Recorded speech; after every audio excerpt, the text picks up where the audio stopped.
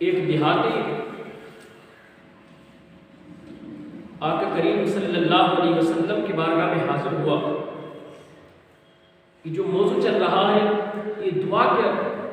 ماخذ ہے اور دعا کے متعلق ہے کہ اس کو آپ غور سے سنو۔ اکثر لوگوں میں یہ بڑی کمی پائی جا رہی کہ وہ نماز پڑھ کے فوراً نکل جاتے ہیں، وہ دعا کو نہیں پوچھتے کہ ہمیں دعا بھی مانگنا چاہیے، اور دعا ایک ذخیرہ کی مثل ہوتا ہے۔ تو جب وہ دیہاتی آقا کریم کی بارگاہ میں حاضر ہوا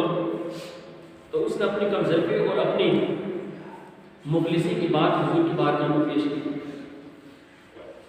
تو آقا کریم نے فرمایا کہ جب تم گھر کے اندر داخل ہوا کرو تو گھر والوں کو سلام کر لیا کرو۔ اس نے کہا کہ حضور اگر گھر میں کوئی نہ ہو تو؟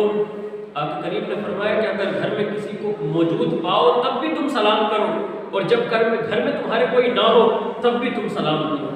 اس لیے کہ جب سلام کرو گے تو سلام بھی ایک دعا کی مثل ہوتی ہے۔ اس لیے کہ جب کوئی دعا سلام کرتا ہے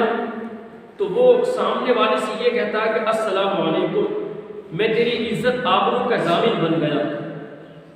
تو دوسرے کے دل کے اندر خیال اٹھتا ہے کہ جب تو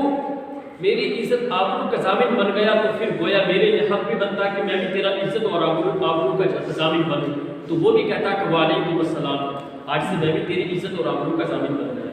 پھر میرے طرف سے تیرے کوئی نقصان نہیں پہنچا سکتا۔ تو جب وہ گھر میں جاتا تو سلام کرتا، جب گھر میں کوئی نہیں ہوتا تب بھی وہ سلام کرتا، تو کیا دیکھتا ہے کہ کچھ عرصے کے بعد جس کام کو وہ کرتا، جو اس کا کاروبار تھا، اس کاروبار کے اندر وہ ترقی دیکھتا،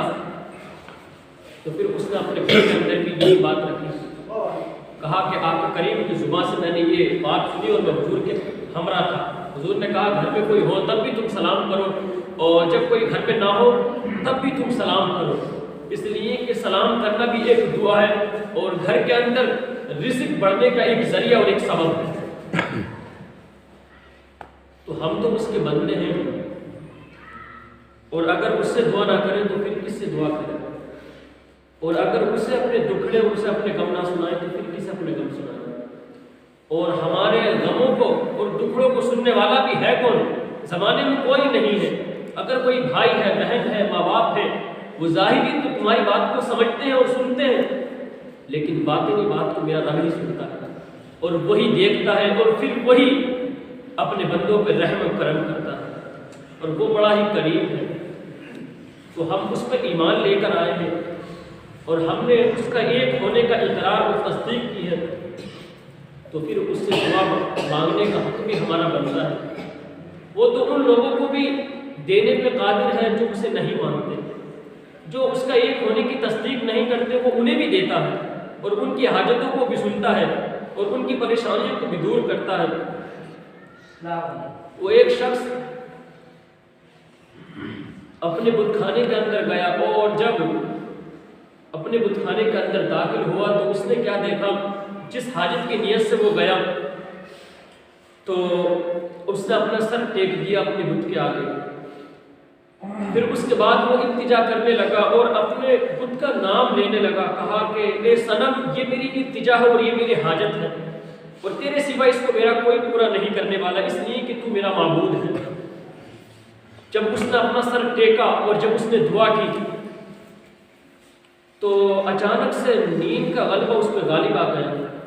تو یا صنم کہنے کے بجائے اس نے یا صمد کہہ پکارا، اور جس وقت اس نے یا صمد کہا تو میرے رب نے کہا لبیک عبدی،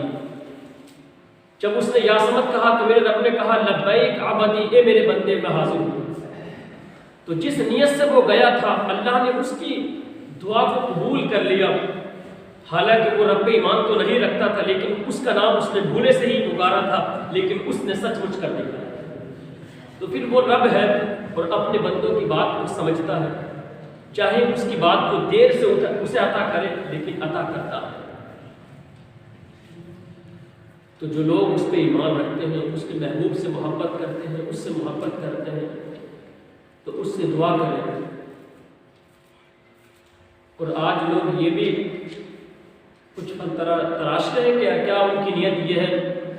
کہ ہم کافی عرصے سے دعا مانگ رہے ہیں، ہماری دعا تو قبول نہیں ہو رہی، اور پھر ایک ان کی غلط فہمی یہ بھی ہے کہ وہ سوچتے ہیں کہ ہر وقت دعا نہیں مانگی جا سکتی، بلکہ نماز ہی کے بعد دعا مانگی جاتی ہے، بلکہ یہ غلط ہے۔ اگر وہ سفر میں ہے تب بھی دعا مانگے، اگر وہ حجر میں ہے تب بھی دعا مانگے، اگر وہ راستے میں ہے تب بھی دعا مانگے، اگر وہ گھر میں ہے تب بھی دعا مانگے، جہاں کہیں بھی ہے وہ اپنے رب سے دعا رکھے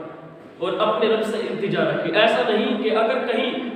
ایسی جگہ پھنس گیا کہ جہاں نکلنے کی جگہ نہیں ہے پھر وہ سوچے کہ میں مسجد ہی جا کر دعا مانگوں۔ ایسا نہیں، کہ جہاں چاہے وہ اپنے رب سے دعا کر سکتا ہے، جہاں چاہے اپنے رب سے توبہ کر سکتا ہے۔